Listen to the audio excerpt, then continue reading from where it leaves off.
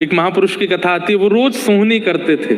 हमारे श्री पंडित गया प्रसाद जी महाराज, उन्होंने जीवन में एक ही तप किया, क्या? गिरिराज जी की परिक्रमा करते सोहनी लेकर के। ध्यान से सुनिएगा, पंडित श्री गया प्रसाद जी महाराज, मैं उनका दर्शन नहीं कर पाया क्योंकि मेरे जन्म से पूर्व ही निकुंज में प्रवेश हो गया उनका। उनकी गोद में प्रिया प्रियतम खेलते थे। आप लोग गिरिराज जी जाएंगे तो मुकुट मुखार विंद, जहां से परिक्रमा प्रारंभ होती है, थोड़ा आगे 1-1.5 किलोमीटर जाते ही सीधे हाथ पर आपको गया प्रसाद जी की समाधि लिखा दिख जाएगा, जाके वहां प्रणाम कीजिएगा। उनके बारे में सुनो।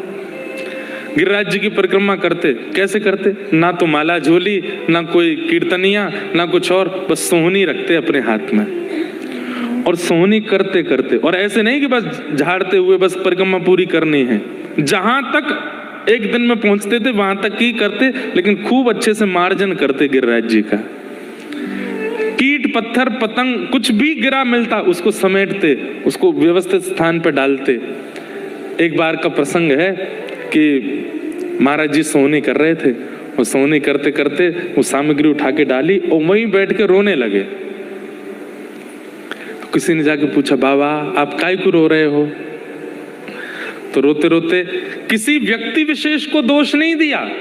हम लोग पन्नी डाल देते हैं, कूड़ा कचरा डाल देते हैं वृंदावन में, गोवर्धन में, किसी व्यक्ति विशेष को दोष नहीं दिया। वो सारा कचरा हाथ में लेकर के क्या बोल रहे हैं, जी नंद को लाला माने ही नाए, मैं कितनों याकू समझाऊं, कंधो मत करे कर, मत करे कर, अरे जी गिरिराज जी हैं, इनको स्वच्छ रखो, पवित्र रखो, माने नाए, सबरो कूड़ो ले जाए के बीच में ही डाल दे।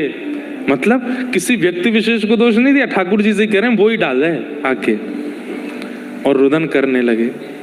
और उनका नियम था, सोहनी करने के बाद जब झाड़ू सोहनी छोटी हो जाती थी ना, तो फिर अपने स्थान पे आके गड्ढा करते और पुष्प आदि करके सोहनी को माथे से लगाते और बोले, तेरो जीवन कितनो धन्य है, जन्म से अंत तक तेने केवल रज की सेवा करी और कोई काम में ना तू रही, तेरो जीवन धन्य है क्यों।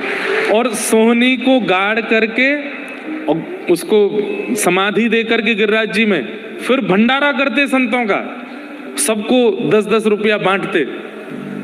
संत जन पूछते, बाबा काय बात को भंडारो? बोले, एक सोहनी निकुंज में प्रवेश कर गई, वा को भंडारो है। ऐसे महापुरुष।